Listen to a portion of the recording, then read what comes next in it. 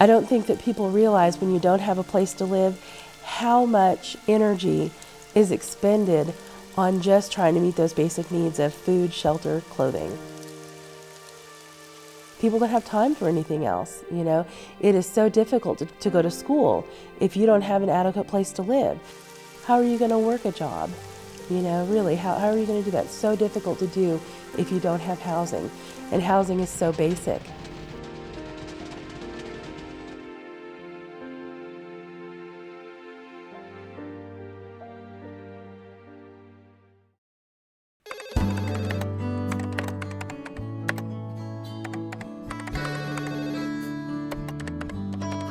I'm Deanna Barnes, and I'm 39 years old. Right now I'm working as a case manager at CARES. I'm working with the homeless and the extremely low-income population. I grew up in the 70s in Southern California with a social worker mother, so it was an interesting, very bohemian kind of lifestyle. My father was in Vietnam until I was 6, and had kind of a tumultuous upbringing. Got married when I was 20, pregnant when I was 19, graduated high school when my daughter was 23 days old, and my oldest daughter, and ended up marrying an abusive alcoholic, and left him and came to Kentucky because that's where my folks had retired to. I didn't have any place else to go. In 1994, I was attending Morehead State University, had 2 small children, was a single mother. Had previously stayed in the Shelter of Hope in Ashland. It's a homeless shelter, and then had been living in low-income housing here. I had to move back to Grayson when my grandmother got sick. I moved back to help take care of her, and that's really kind of when the precarious housing started again.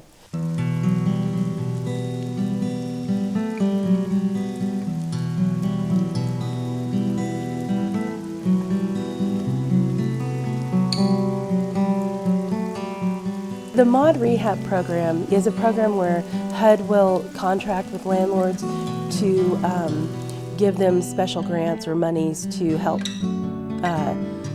repair the house over the years, and they kind of do a contract.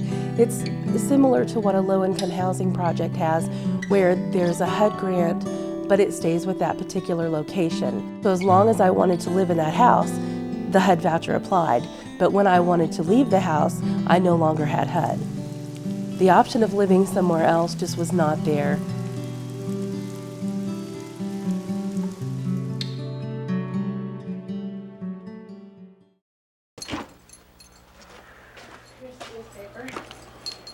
When I first walked in, it was, you know, it was clean, and it was not the nicest place I'd ever lived. I, of course, didn't realize that there was no insulation in the house. I mean, that's not something you can really see. Before HUD will pay for a house, they have to do an inspection. And once the house passes the inspection, then of course the HUD voucher's good, and the landlord gets a payment every month. So when I was talking with the guy from HUD, the inspector, I mentioned that the heater obviously needed to be replaced. Then I also mentioned that the kitchen sink, it tilted down, and you could see where it was falling through the floor. And so I mentioned that as well. You can see where it's awful. And the toilet, when you sat on it, it kind of moved, and mentioned that. Where he's just got it nailed in here. Can you stick your finger up underneath there? The HUD inspector asked me, he said, "Why did you move in here?" And I said, "Well, I don't have any other options. This is the only place I have to live." And he said, "Well, I will try to get him to fix some of this stuff, but I can't guarantee this." You know, he did do some of the things, but not all of the things. But the HUD inspector did pass it anyway. When the utility bill came, the gas bill came, it was way more than I could afford. And so I tried to contact Donna at Appalachian Foothills and got a hold of her, and at which time she, told me there was nothing she could do. And I had asked her even, I said, "Can you move me to another place that's more affordable?" And she said no. She said this was the place, and I was welcome to move out any time I wanted to, but there was no I wouldn't have a HUD voucher. Then I called Kentucky Housing Corporation and started talking with them. I kept calling people, kept talking to people, and kept being told the same thing, that I wanted special treatment. And I didn't want special treatment, I just wanted an affordable, safe place to live. And I didn't think that I was being unreasonable in my request. Of course, after having moved in the house and realizing how inadequate things were, that there was no insulation and that the wind was blowing through the walls, and there were holes the size of small dogs in the wall that rats were coming through. Didn't think that it was right that I should have to pay so much for utilities. After being on the phone and arguing with Kentucky Housing for a couple of weeks, I finally got to talk with someone that again told me I was asking for special treatment. And I brought up the point that I knew that I was not supposed to pay more than 30% of my income for rent and utilities based on HUD regulations, and that I was in fact paying more than 30% of my income for rent and utilities, and that was wrong, and they had to do something about it. So the landlord did in fact take over the utility payments. Probably about February, I realized that I was pregnant with Kate. It really kind of concerned me. It was a 2-bedroom house, and I already had 2 daughters, and with a third one on the way, I worried about whether or not there was going to be room for everyone.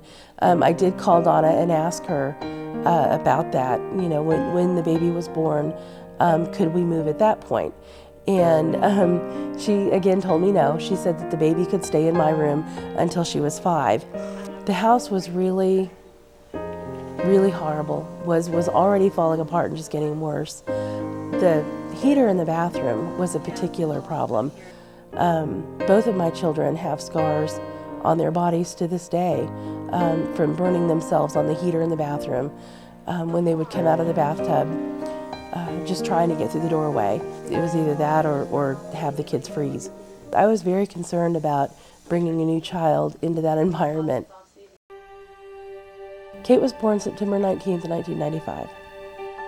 She was perfect. She was beautiful. She was a lovely, lovely child. She just kind of had a wise way about her. She just seemed like she was much older than her years, and she was just a very sweet baby. It was just a wonderful, wonderful experience. It was probably, she was a couple of weeks old, and started with like breathing issues, and it just seemed like she was congested. So, of course we took her to the doctor. I believe she went to the doctor when she was about a week old for the first time. We went to see Dr. Blair, and she had a lung infection, and he put her on antibiotics, and he had also treated myself and my other daughters for numerous lung infections as well. What he told me was that because we had gas heat, that we were allergic to it, and that the baby was allergic to it. He told me that she was not going to get better unless we moved from the gas heat. And so he wrote a prescription, wrote on a piece of prescription paper that said that we had to move. And so I went and talked to Donna about it, and she said, okay, that's fine, you can move, but you're number 237 or so on the list. And I was like, well, wait a minute, I have a medical reason here. I have a serious reason why I need to move. I felt like she was very angry with me for having gone over her head as far as the utilities and all of that go. There had been, just a lot of arguing back and forth at that time. And so I felt like when it came time for this, that she just wasn't willing to do this because I had gone over her head. I really felt like that was an issue for her. Dealing with my children, they were all sick at the time. Knowing now what I had known then, oh my God, if I had known 2 weeks after that she was going to pass away, I would have lived in my car if I had to. Kate lived for 10 weeks. In that 10 weeks, she had a total of 3 lung infections. She died on November 28th, 1995. When the ambulance drivers got there, I ran outside with her in my arms, and and told him to fix her.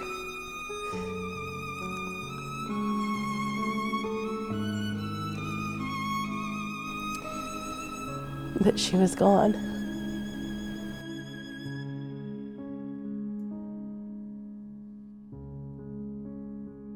I had these two other children who were also sick, Jessica and Susie, and I thought, am I going to lose them too? If I go back there, are they going to die also? I had called Donna and I said, look, the baby's passed away. She had these lung infections. We need to move. The doctor says we have to move. Will you now move us? And she was like, yeah, you're number 270 some on the list. And it was so frustrating. And my mother called her and said, look, lady, she's lost a child. You don't want her to lose more children. And, she still would not budge, even though there's kind of an accusation of this is your fault. So I started thinking about it, and I got the phone book, and in the government pages, there was a place for discrimination, and it was an 800 number discrimination hotline. And I called him, and when I talked to the person that answered the phone, explained to him, this is what happened, this is where I lived. When I called to get help, this person got angry, and then they wouldn't help me, and now my child is dead. And she said, well, hold on a minute. And she got me her supervisor. She said, give me until Friday before you do anything. Don't do anything until Friday. And let me look at things and figure out what we need to do. So I said, okay, and hung up the phone with her. And like an hour later, she calls me back, and she says, Miss Barnes, if you will come down to Donna's office on Monday, she will give you a HUD voucher, and you can take it anywhere you want to in the United States. To me, that was like gold. That to me presented power. That was something that I could finally get a safe place for my kids to live.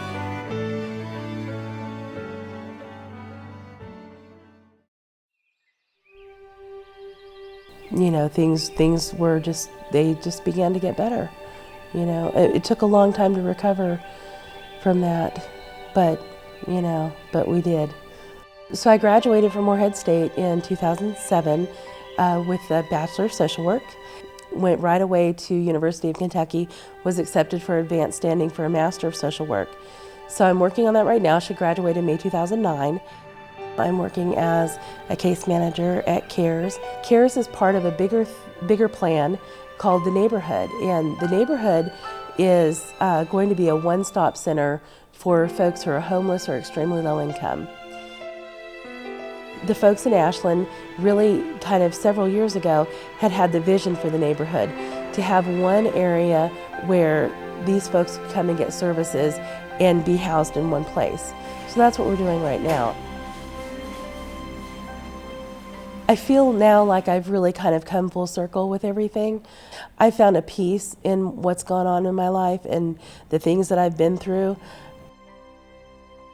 I feel like all of these lessons that I've had and all the bad that I've been through has really kind of culminated into something wonderful. And I'm really a lot more comfortable with myself and what my abilities are. I definitely have found my voice. I definitely have found that power. It was through education. And even having just a little bit of information can give you a whole lot of power. That's really what I try to do with my clients, is make sure that they have as much information as possible, because without it, you have nothing.